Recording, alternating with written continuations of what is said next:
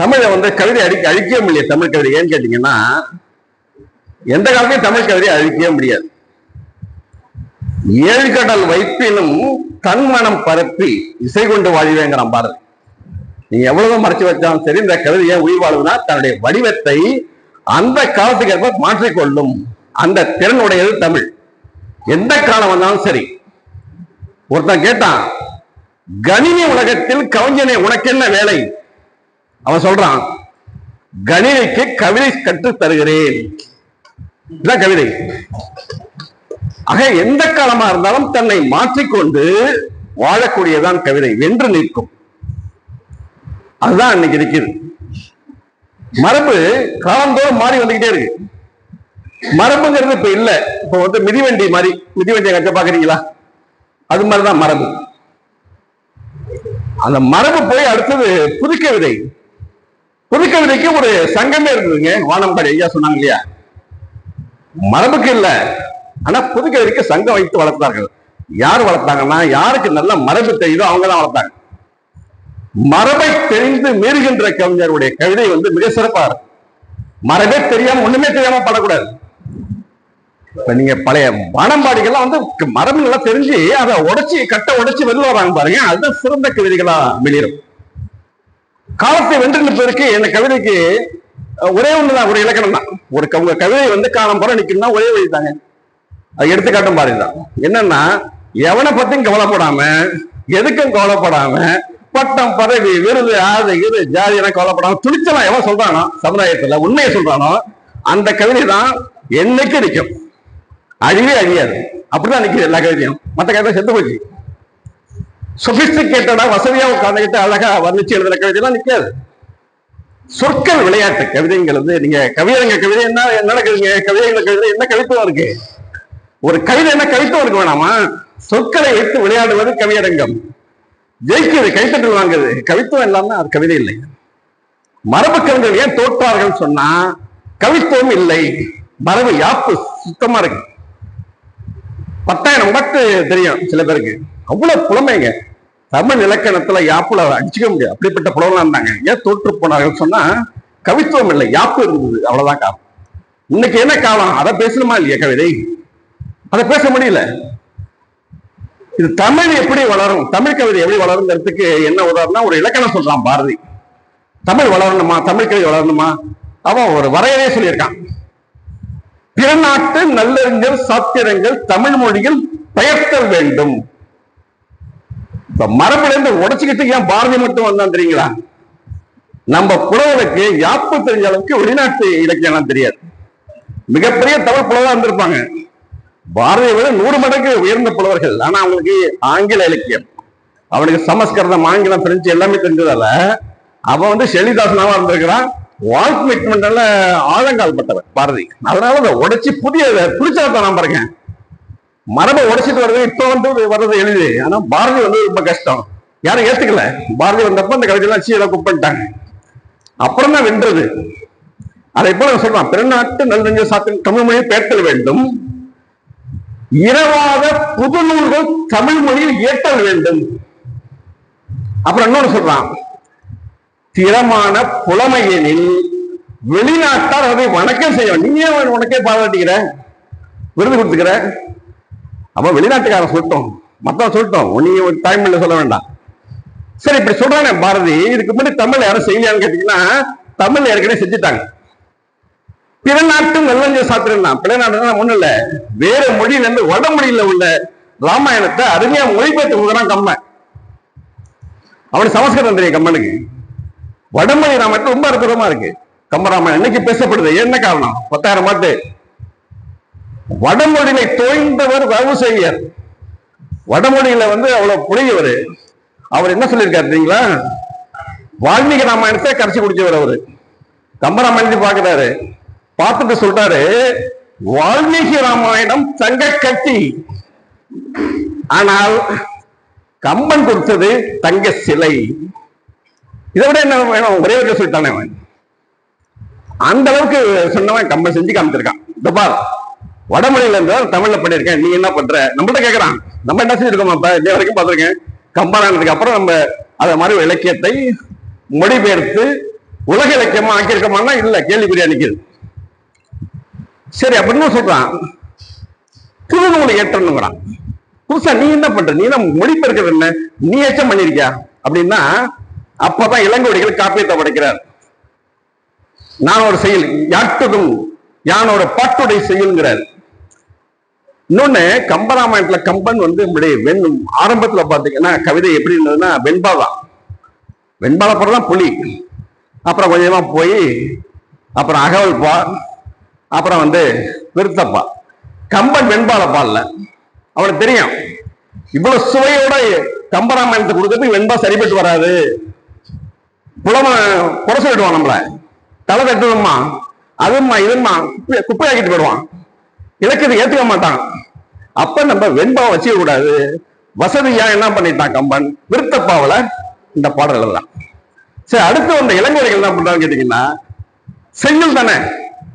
செய்யுள் இந்த சிலப்பதிகாரம் வந்து செய்யுளான்னு கேட்டா இல்லை, உரையடையா கேட்டா இல்லை.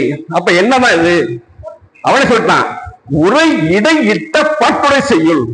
உரையும் இருக்கும் செய்யுள் இருக்கிட்டார்னா அவன் வசதிக்கு. ஆச்சரிய குறையெல்லாம் உரையினுடைய தான். இன்னும் சொல்லப்போனா முதல் வசன கவிதையே சிலப்பதிகாரம் தான் சொல்லலாம். அப்படி வந்து இருந்தது. அப்படி நம்ம வந்து தமிழை படைக்கணுங்கிற வரையறை சொன்னா இல்லையா பாரதி, வந்து முதல்ல வந்து உடைச்சு காட்டவும் பாரு. இப்ப மரபுல இருந்து ஏன் புதுக்கவிதை கூட இப்ப போயிடுச்சு, புதுக்கவிதை தேக்க நிலையை வச்சு பாருங்க. இப்ப புதுக்கவிதை இல்லை, அடுத்ததுக்கு போயிட்டோம் நம்ம. நவீனமோ ஹைக்கூ சென்ட்ரியோ லிமரைக்கூன்னு போயிட்டோம். ஆனா மரபு தெரிஞ்சு மீறும் போது எவ்வளவு வீழ்ச்சியா இருக்கிறது ஒரே ஒரு உதாரணம். நம்ம புதுக்கோட்டை கந்தர்வன் இறந்து போன காலஞ்சென்ற கந்தக கவிஞன் கந்தர்வன் நம்ம கலியமூர்த்தி பாரு வச்சுங்களேன். அவர் வந்து என்ன பண்றாருன்னா, பாரதி இன்று இருந்திருந்தால், இன்னைக்கு பாரதி வர்றான் எப்படி கவிதை பாடுவான்னு கற்பனை பண்றாரு. ஒரு நீண்ட கவிதையை படைக்கிறார். அதுல கடைசி வரியை மட்டும் சொல்றேன். பாரதி பார்க்கறான், சுதந்திரம் வாங்கறதுக்கு முன்னாடி நம்ம ஆடுவோமே பல்லு பாடுவோமே ஆனந்த சுதந்திரம் அடைந்து விட்டோம் அப்படின்னு பண்ணமே, அப்படிப்பட்ட நாடை குட்டிச்சோராக்கி வச்சிருக்காங்க. இன்னும் திருந்தலையவன், இப்படி இருக்க நாடுன்னு வெந்த நெஞ்சு பொறுக்கவில்லையே. ஃபர்ஸ்ட் ஹார்ட் அட்டாக் அவனுக்கு பாரதி தானே வந்தது. நெஞ்சு பொறுக்கவில்லைன்னு தவிக்கிறான். பார்த்துட்டு என்ன சொல்றான், செருப்பை கேட்டான். காசு செருப்பை கேட்டிட்டு, பாட்டால் அடித்தேன் திருந்தவில்லை ஜோட்டால் அடிக்கட்டுமா. அவன் கேட்டது யார் திருந்தீங்க, பாட்டால் அடித்த திருந்த ஜோட்டா இதான் கந்தர்வன். இவருக்கு மரபு தெரியும், அதையும் பார்த்திருக்காரு. அப்ப நல்ல வீழ்ச்சியா வருது. இந்த மாதிரி வடிவத்தை நீங்க புதுசா வடிவமைக்கிறது அருமையா செல்லாம் சொல்லும் சொன்னாரு. ஒரு கட்டத்துக்குள்ள சும்மா வச்சு கவிதையை வார்த்தையில போட்டு நிரப்புனீங்கன்னா கவிதை ஆகாதுன்றாரு. எவ்வளவுதான் கவிதையை போட்டா கூட அது வந்து இந்த கட்டத்துக்குள்ள கவிதை நிற்காது. அப்ப கவிதை வந்து அந்த ஜீவன் இருக்கணும். அதுதான் இன்னைக்கு என்ன பண்ணிட்டு இருக்கீங்கன்னா, இந்த புதுக்கவிதை தேக்க வந்த உடனே இன்னைக்கு ஹைக்கூ வந்துருச்சு. ஹைக்கூங்கிறது அந்த ஹைக்கூவையும் அறிமுகப்படுத்தினவன் பாரதி தான். எல்லா புதுமையும் செய்தவன் அவன் தான். ஜப்பான்ல ஹைக்கூங்கிறது மரபு கவிதை, நம்மளுக்கு புது கவிதை. அங்க மரபு கவிதை, அங்கேயே வந்து ரொம்ப பழைய மரபு வேற. கடைசி கட்டமா வந்து கொஞ்சம் கொஞ்சமா வளர்ச்சி அடைஞ்சு வந்த நிலை தான் வந்து பாஷாவை சொல்றோம். நம்ம பாஷாவை சொல்றது காரணம் அதுவும் வளர்ச்சி அடைஞ்ச ஒரு நிலை. அவர் தான் ஹைக்கூ இருந்தாரு. அந்த ஹைக்கூ தமிழ்நாட்டில் இல்லை, தமிழ் ஹைக்கூங்கிறது வேற. ஜப்பான் ஹைக்கூங்கிறது முழுக்க முழுக்க இயற்கையை பாடுவது, 3 வரையில் சொல்வது, 5-7 அசைகளை கொண்டது, இதெல்லாம் வடிவம். இன்னும் சொல்லப்போனா ஹைக்கூங்கிறதுக்கு பயணம் போவாங்க. அப்பெல்லாம் போய் பார்க்கிற காட்சியை நீங்க பதிவு பண்ணணும், அவ்வளவுதான். உங்க வேலை என்னன்னு கேட்டீங்கன்னா, கவிதைக்கு ஓமை கூடாது, உருவகம் கூடாது, புதிய சொல்ல நீ உங்கத்தையும் சொல்லக்கூடாது, எதுவுமே செய்யக்கூடாது. ஒண்ணுமே பண்ணாம ஒரு காட்சியை பாரு, அது அப்படியே 3 வரியில பதிவு பண்ணிட்டு 5-7 ஆட்டோமேட்டிக்கா 5-7 வருது, ஜப்பானுக்கு வருது, உடனே பதிவு. இதுதான் பாஷா பண்ணியிருக்காரு. இதுதான் ஹைக்கூக்கான இலக்கணமே. அதுதான் அவர் சொல்றாரு. இப்படியே போறாரு, பழைய குளம், குளத்தை பார்க்கிறார். பழைய குளம் முதல் வரி, தவளை. இந்த குளத்துக்கு கரைக்கு மேல தவளை இருக்கு. தவளை தண்ணியில இருக்கும், கரையில இருக்கு இல்லையா. தவளை 2வது வரி பாருங்க, தவளை குதித்தது. 3வது வரி பிளக் என்ற சப்தம். ஏதாவது இருக்கா பாருங்க, ஒண்ணுமே இல்லைங்க. இதுல ஒரு சாதாரண ஒரு குளத்தை பார்க்கிறாரு, குளத்தை பார்த்துட்டு தவளை இருக்கு, குளிச்சது, எழுதிட்டு போயிட்டாரு. இவ்வளவுதான் கவிதை. இதுதான் வந்து ஃபாதர் ஆஃப் ஹைக்குன்னு சொல்லக்கூடிய பாஷோட மிக உலக புகழ்பெற்ற ஹைக்கூ. இதான் வரையறை. இதை வச்சுதான் நீங்க கவிதை எழுதணும். இந்த வரையறையில இப்போ தமிழ் கவிதை பாருங்க, ஹைக்கூவாவே இருக்காது. எப்படி 1000 ஹைக்கூல எழுத முடியும்? எழுத முடியாது. ரொம்ப கஷ்டம் ஹைக்கூல இருக்கிறது. ஆனா இதுல பழைய குழந்தைங்க நம்மளுக்கு அதிர்வுகளை உண்டு. ஹைக்கூங்கிறது அதிர்வுகளை உண்டாக்குவது. 3 வடிவத்தை வச்சுக்கிட்டு இந்த பழைய குழந்தை ஏன் தவளை மேல வந்தது, அங்கேயே இருக்க வேண்டியதானே. அப்ப புதிய உலகத்தை பார்க்க வந்திருக்கு. இந்த உலகம் சரியில்லை, திரும்ப பழைய குழந்தை குறிப்போம். இந்த பழசு மாறாம இருக்கிற தன்மை, இதெல்லாம் நமக்கு அதிர்வுகளை உண்டாக்குவதுதான் ஹைக்கூ. நீ சொல்லக்கூடாது கருத்தெல்லாம்.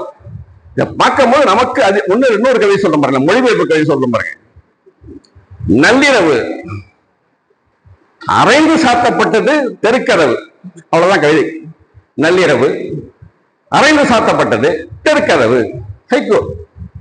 என்னங்க இது சாதாரண ஸ்டேட்மெண்ட் மாதிரி இருக்குன்னு கேட்டா, நள்ளிரவு வரைக்கும் ஏன் கதவு திறந்து இருந்தது ஒரு கேள்வி வருது. சரி, சும்மா சாத்த வேண்டியதான கதவாங்க, அதான சாத்துறீங்க. அப்ப என்ன பிரச்சனைங்க? இவன் ஏன் நள்ளிரவு போனாங்க? எல்லா கேள்வியும் உண்டாக்குறது பாருங்க. இந்த அதிர்வுகளை உண்டாக்குவது மட்டும்தான் ஹைக்கூ. அதுக்கு அந்த வடிவத்தை கொடுத்தாங்க. இப்ப அந்த ஹைக்கூ மாறி இப்ப என்ன வந்திருக்குன்னா சென்ட்ரியூ. சென்ட்ரியூ இயற்கையெல்லாம் இருக்காது, 3 வரி. ஆனா என்ன ஒரு சிறப்புன்னு கேட்டா, எந்த வடிவம் ஹைக்கூவா இருந்தாலும் சரி, சென்ட்ரியூவா இருந்தாலும் சரி, இல்ல லிமர் ஹைக்கூவா இருந்தாலும் சரி, இந்த வடிவம் மாறல. 3 வரி, 5-7 அசை, இதெல்லாம் இருக்கும். ஆனா அதுக்கு சம்பந்தம் இருக்காது. அது இயற்கையை பாடுவது ஹைக்கூங்கிறது. சென்ட்ரி எல்லாம் கலந்து வரும். இன்னொரு சென்ட்ரி சொல்றோம் பாருங்க. சட்டசபை ஒரு காலத்துல அடிப்படை தகராறு இருந்தது. எம்ஜிஆர் காலத்துல, ஜெயலலிதா காலத்துல நினைக்கிறேன், அடிப்படை தகராறு நடந்தது. சட்டசபை மைக்கை தூக்கிட்டு அடிப்பாங்க.